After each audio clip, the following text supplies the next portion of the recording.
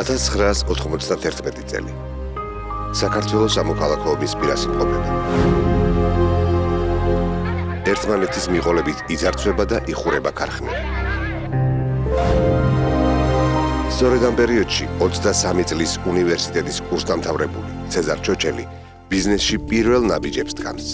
ის მის ხელთ არსებული მცირე თანხით მცირე საძარმო ლომის საფუძნებს.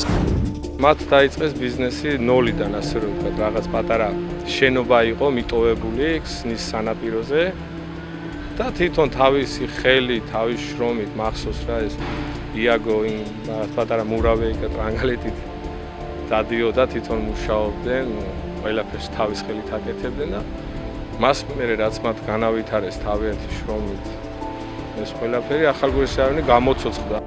დამოუკიდებელი საქართველოს ისტორიაში მაშინ ბიზნეს საქმიანობის დაწყება უკიდურეს რისკთან იყო დაკავშირებული. მეგობრებთან ერთად წავედით თაში და ჩვენთან ტრადიციად არის ქცეული, რომ ლომისობა დღეს ყველა ოჯახი მასპინძელი ხარშავს ლუდს და სწორედ აქ გაგვიჩნდა იდეა უკან დაბრუნებულებს შეგვექმნა ლუდის წარმოება. დღეს შეიძლება ეს სასაცილოდ ჟღერს, მაგრამ ვიყიდეთ რამოდენიმე საარაყე ქვაბი და აქედან დავიწყეთ ლუდის ბიზნესი. გადიოდა წლები, მატულობდა შრომა იყო ფაქტიურად აუტანელი.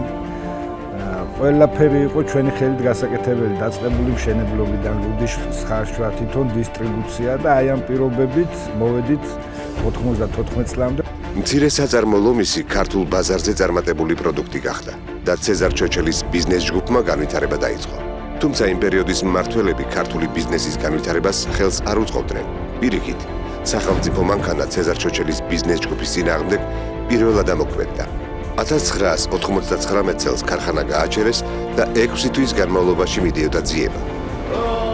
მუქარებმა ისინი არ შეაჩერა და ხანგრძლივი მუშაობის შემდეგ მცირე საძარმო ლომისმა ლუდსახარში ნატახტარი დააარსა. თანამედროვე ტექნოლოგიებით ლუდის მწარმოებელი ქარხნის მშენებლობა 2003 წლის ბოლოს დაიწყო.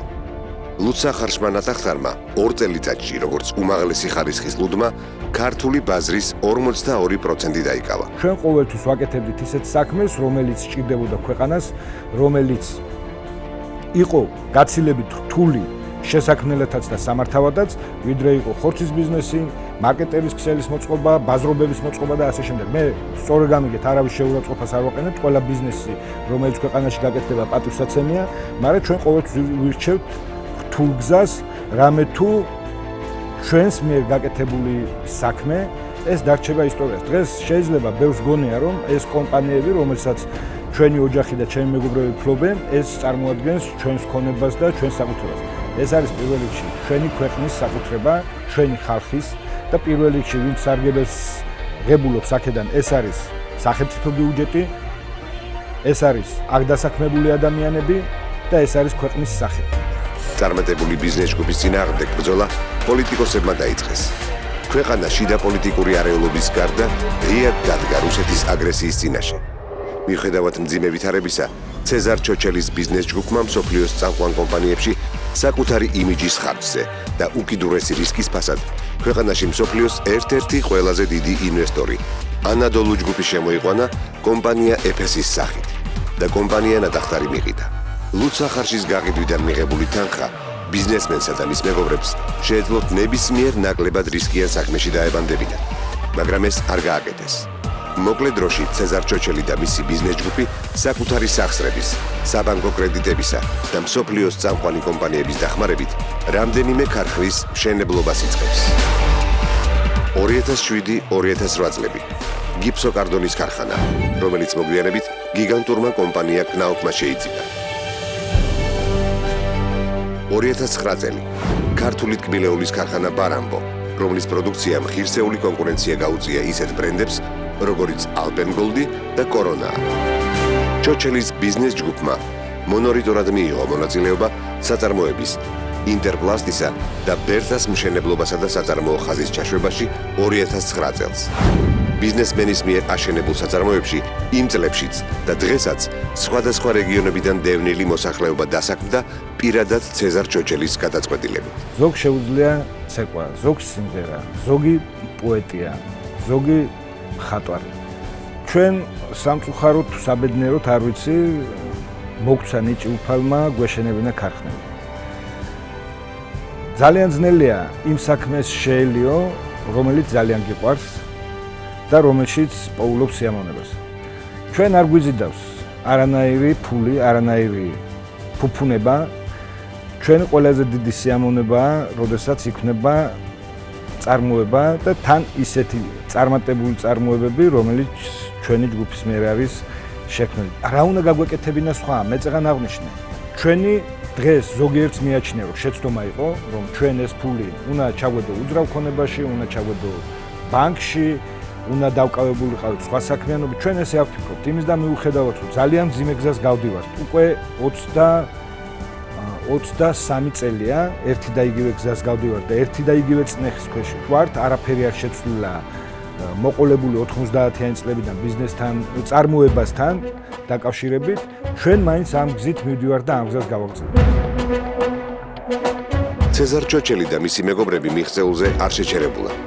ქართულ ინდუსტრიას მათ კიდევ ერთი გიგანტი, ლუდსახარში ზედაზე მიაჩუქეს. 2011 წელს ქართულმა ბიზნეს ჯგუფმა უთანამედროვესი ქარხნის მშენებლობაში 80 მილიონი ლარი ჩადო.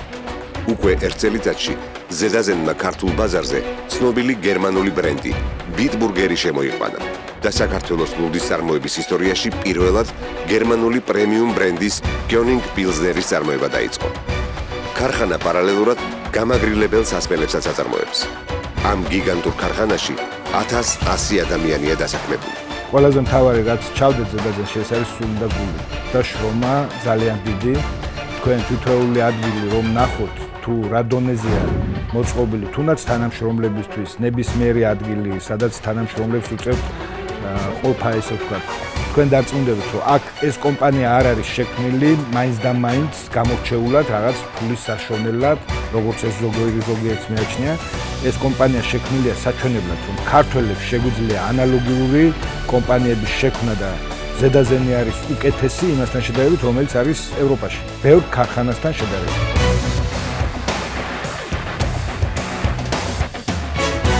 2010 წელი. ცეზარ ჩოჩელის ბიზნეს ჯგუფი კიდევ ერთხელ მიდის რისკზე და სპეციალისტების შეფასებით სრულიად არაწარმოების უნარიან და გაპარტახებულ შპალების ქარხანას ტენდერის მოგების შემდეგ 12.6 მილიონ ლარად ყიდულობს. ქარხანა იმდენად სავალალო მდგომარეობაში იყო, რომ მასში ინვესტიციების ჩადებას ეკონომიკის მინისტრი ტელეეთერების საშუალებით ითხოვდა. Აწყისი ფასი აუქციონის იქნება $6,800,000. ამ ქარხანას აქვს საშუალება, რომ ბევრი სხვა პროდუქცია გამოუშვას და გამოუშვას პროდუქცია არა მარტო საქართველოს რკინიგზისთვის, რომელთანაც უკვე აქვს კონტრაქტი. ქარხნის ფაქტიური არარსებობის გამო საფრთხის ქვეშ დგებოდა სარკინიგზო მაგისტრალის მშენებლობისა და რეაბილიტაციის პროექტის განხორციელება. ბიზნეს ჯგუფის მიერ ქარხანაში 9 მილიონიანი ინვესტიციის ჩადების შემდეგ საწარმომ საქართველოს რკინიგზას სრულიად მოამარაგა შპალებით და უმნიშვნელოვანესი სარკინიგზო პროექტების განხორციელებას ხელი შეუწყო. პრივატიზაციის შემდეგ ქარხანამ დაიწყო 3 სახეობის შპალის წარმოება და ასევე ელექტროგადაცემი ხაზისთვის ანძების წარმოება, რომელსაც რეგიონში ანალოგი არ აქვს. უნდა გარისკო იმ დროს, როცა სხვა ეშინია და უნდა იყო ფრთხილად იმ დროს, როცა სხვები ხარბობენ.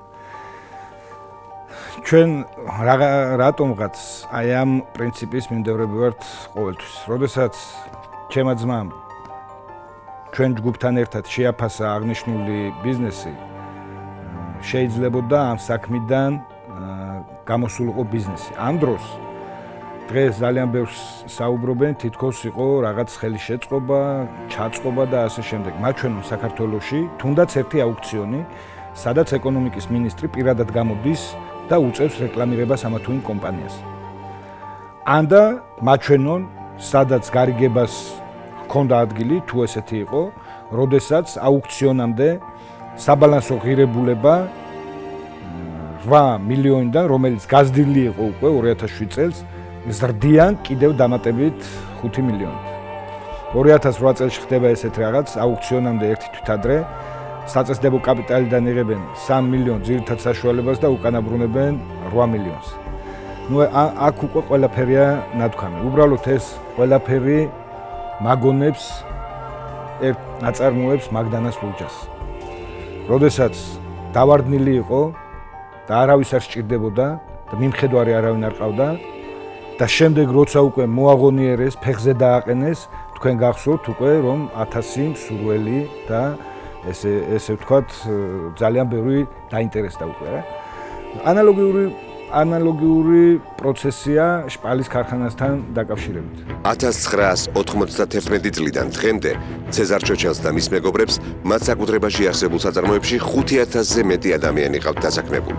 ბიზნეს საქმიანობის გარდა ცეზარ ჩოჩელი 2008 წლის თებერვლიდან 2012 წლის დეკემბრამდე მცხეთა მთიანეთის გუბერნატორი. სწორედ ცეზარ ჩოჩელის გუბერნატორობის პერიოდში უძველესი სატახტო ქალაქი საქართველოს სავიზიტო ბარათად იქცა. უძველესი ქალაქის ქუჩები, რომლებზეც ადრე ავტომობილით გავლაც კი შეუძლებელი იყო, ქალაქს ასეთი სახით დაუბრუნა.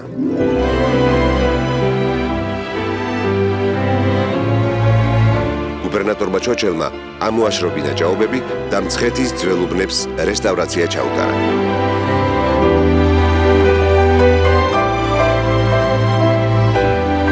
ჩვენ ძალიან კმაყოფილები ვართ ჩოჩელის, მან ყველაფერი გააკეთა იმისთვის, რომ მცხეთა გალამაზებული იყო, ჭალა იყო საშინლად გაუბედურებული, გველბაყაყებით იყო სავსე და ეხლა რო გაიარო გალამაზებულია ყველაფერი.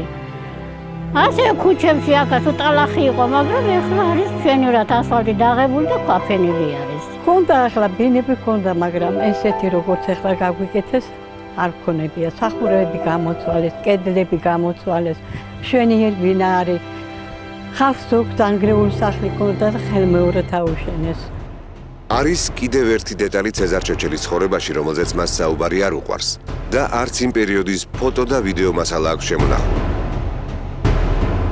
2008 წლის რუსეთის აგრესიის დროს მას ოკუპაციის შემდეგაც კი ახალგორის რაიონი არ დაუტოვებია და ადგილობრივ მოსახლეობას სიცოცხლის რისკის ფასად ქართული მხარის მიერ კონტროლირებად ტერიტორიაზე გადასვლაში ეხმარებოდა. იქ იყო ის ხალხი, ვინც ჩვენთან ერთად იყო და იხათენებდა ღამეებს ჩვენთან ერთად, ღიად სისხლში და ცეზარი ჩოჩელს იქიდან ფეხი არ გამოუდგამს. ხალხი რომ თავისუფლად გადასული იყო და არ შექმნოდა დაპროვალებები ცეზარის ბრძანებით, ტექნიკა იყო გაგზავნილი, ტრაქტორები კერძოდ. სამების კეთის გასაწმენდათ, რომ ხალხს თავისუფლად შეიძლება გადასვლა. იქ შეხვდა ისე ბატონი ცეზარი და ბევრი მეცოლი მყავდა მე მაშინ და რო დაინახა ეს ქაზოგი ქალები კიდე მანქანა მომცა ეს ჯიბი და შენეს ქალები გადაიყვანეო. ცეზარ ჩოჩელი ქარხნების მშენებლობას ისევ განაგრძობს. კაცობიდან არაკაცობამდე ერთი ნაბიჯია და არაკაცობიდან უკან არ არის. სამწუხაროდ დღევანდელ საგაუნძებო უწყებას წარმოუდგენია დუქნად, რომ დილით შეიტან ღვინოს და პურს, საღამოთი აიღეთ ფულს და ყველაფერი კარგად მოეწყობა. ეს ნამდვილად არ არის. წარმოება საკმაოდ რთული პროცესია და რომ შექმნა წარმატებული კომპანია, მინიმუმ სჭირდება წლები, გარდა ამისა ძალიან დიდი ენერგია და დღეს ვიღაცის ნებასრულზე რომ იკეტება და კოტრდება წარმატებული კომპანიები, ეს ძალიან წარედ შემოუბრუნდება ჩვენი ქვეყნის ეკონომიკას.